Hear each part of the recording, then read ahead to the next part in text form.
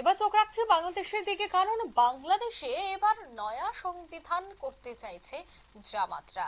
কারণ তুরস্ক এবং ইরানের আদলে বাংলাদেশে নয়া সংবিধান চাইছে জামাত। 10 মুসলিম দেশে সংবিধান নিয়ে আলোচনা করছে জামাত। নয়া সংবিধানকে সামনে রেখে ভোটে যাওয়ার ভাবনা কি এবার জামাতের? বিস্তারিত জানবো। টেলিফোন লাইনে যুক্ত হয়ে গেছে প্রতিনিধি শেখ মনিরুল। মনিরুল, ঠিক কি জানতে পারছো? সহ বিশ্বের 20টি দেশে জামাতের প্রতিনিধিরা তারা ভ্রমণ করছেন এবং সেইখানে ইসলামিক রাষ্ট্র ব্যবস্থা কিভাবে চলে তা জামাতের নেতৃত্ব তাদের সঙ্গে মত বিনিময় করে একটি খসড়া তৈরি করেছে, যেটা জামাতের নেতারা ইতিমধ্যেই ঢাকাতে বিশ্বের 15 থেকে 20টি মুসলিম দেশের সংবিধান নিয়ে তারা একটি খসড়া তৈরি করেছেন যে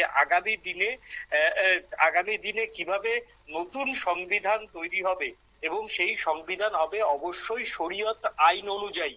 এবং মুসলিম দেশ হিসাবে তারা গণপ্রজাতন্ত্রী যে দেশ বাংলাদেশ, সেই গণপ্রজাতন্ত্র কথাটা তারা তুলতে চায়। তারা সেখানে মুসলিম দেশ হিসাবে বাংলাদেশকে ট্রিট করতে চায় এবং 71-এর যুদ্ধে মনোভাবাপন্ন মানুষদের নিয়ে তৈরি যে সংবিধান, সেই সংবিধানকে মুছে ফেলার জন্য ইতিমধ্যেই জামাতের বেশ কয়েকজন প্রতিনিধি দল তারা তুরস্ক, ইরান, সৌদি আরব, কাতার, বিভিন্ন দেশ তারা ঘুরে ঘুরে তারা এই সংবিধানের একটা খসড়া তৈরি করেছেন। বর্তমানে সেই খসড়া নিয়ে ঢাকাতে আলোচনা চলছে। যে কোনো দিন তাদের যে নয়া সংবিধানের খসড়া সেটা প্রকাশ করতে পারে।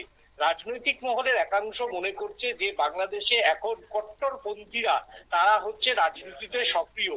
সেই কট্টরপন্থীদের সামনে যদি এই 10টি মুসলিম দেশের সংবিধানকে সামনে রেখে নতুন সংবিধানে ঘোষণা করা হয়, তাহলে জামাত আরো বেশি করে কট্টরপন্থীদের সমর্থন আদায় করতে সমর্থ হবে।